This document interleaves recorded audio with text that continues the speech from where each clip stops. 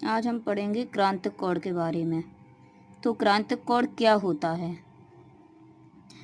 सघन माध्यम में बना वह आपतन कोण जिसके लिए विरल माध्यम में संगत अपवर्तन कोण 90 अंश हो, उसे क्रांतिक कोण कहते हैं।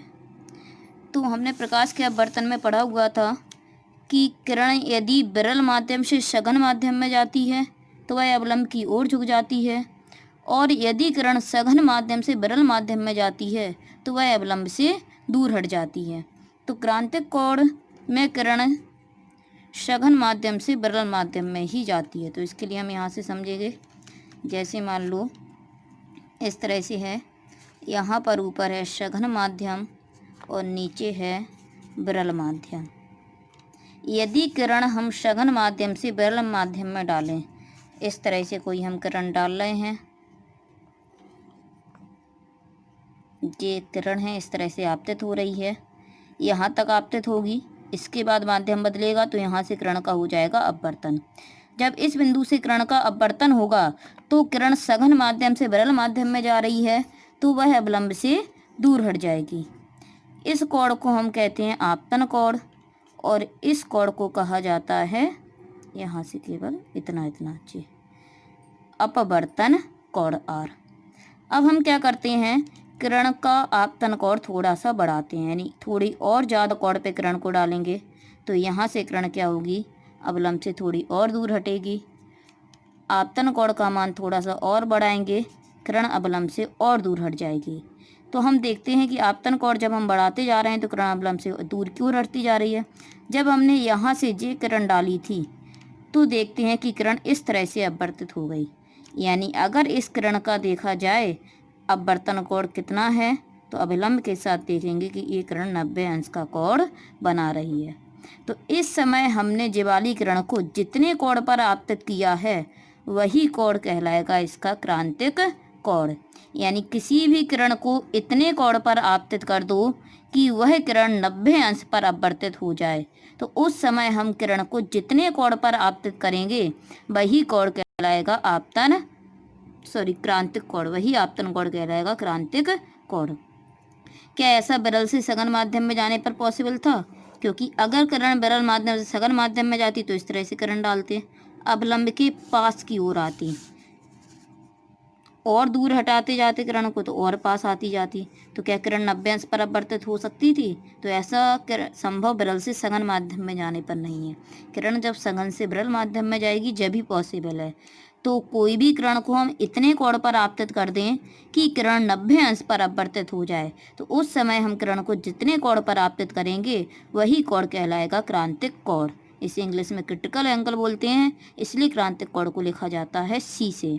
तो ये जो क्रांतिक कोण है सघन माध्यम में बन रहा है, क्रांतिक कोण एक आपतन कोण है। तो हम कह सकते हैं कि जो क्रांतिक कोण की डेफिनेशन यदि बनाएं तो सघन माध्यम में बना वह आपतन कोण जिसके लिए विरल माध्यम में अपवर्तन कोण 90 अंश हो, क्रांतिक कोण कहलाता है, जिसे लिखा जाता है सी से। तो हमने क्या किया था, यहाँ पर क्रांतिक कोण पे किरण डाली थी तो किरण 90 अंश पर अपवर्तित हो चुकी थी। यदि मान लो सघन माध्यम का अपवर्तनांक n है और क्रांतिक कोण इस माध्यम के लिए c है, तो फॉर्मूला होता है क्रांतिक कोण का n बराबर 1/sin c। यहाँ पर हम क्रांतिक कोण पे किरण डालते हैं और यह किरण 90 अंश पर अपवर्तित हो जाती है। सघन माध्यम का अपवर्तनांक n है तो क्रांतिक कोण के लिए फॉर्मूला होगा n बराबर 1/sin c। यदि पूछा जाए अपवर्तनांक और क्रांतिक कोण में संबंध, तब भी हम बता सकते हैं n बराबर 1/sin c।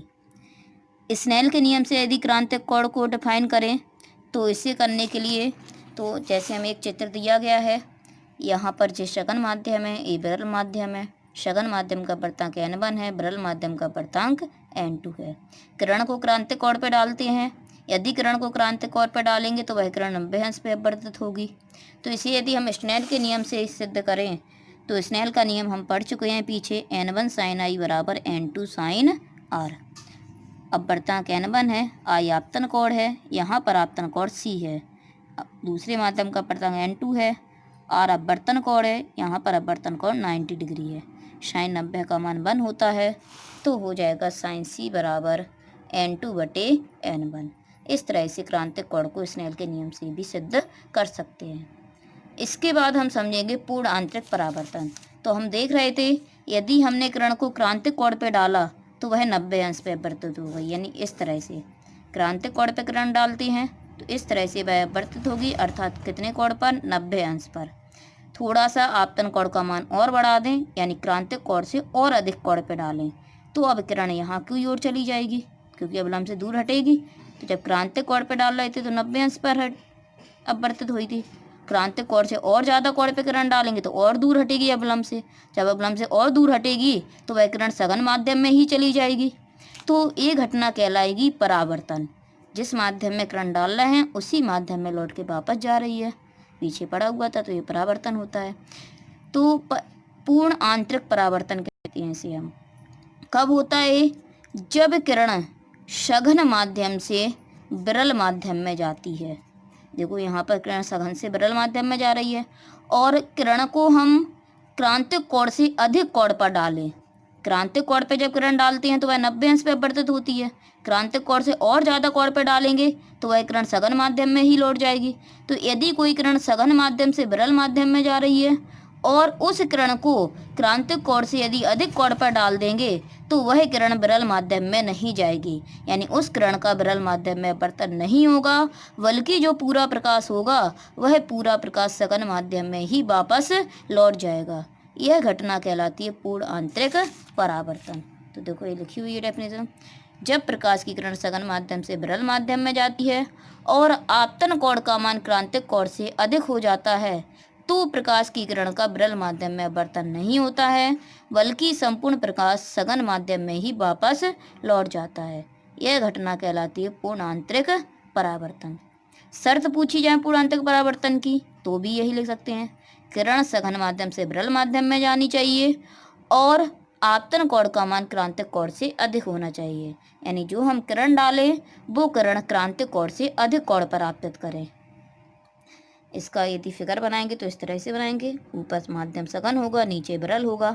किरण को हमने क्रांतिक कोण से अधिक कोण पे डाला है तो यह किरण विरल माध्यम में नहीं गई है, बल्कि जो पूरा प्रकाश है वो सघन माध्यम में ही वापस लौट गया है। तो आपतन कोण को आई से लिखेंगे और यहाँ पर ये परावर्तन हो रहा है तो ये परावर्तन कोण हो जाएगा इससे आर से। तो ये होता है पूर्ण आंतरिक परावर्तन।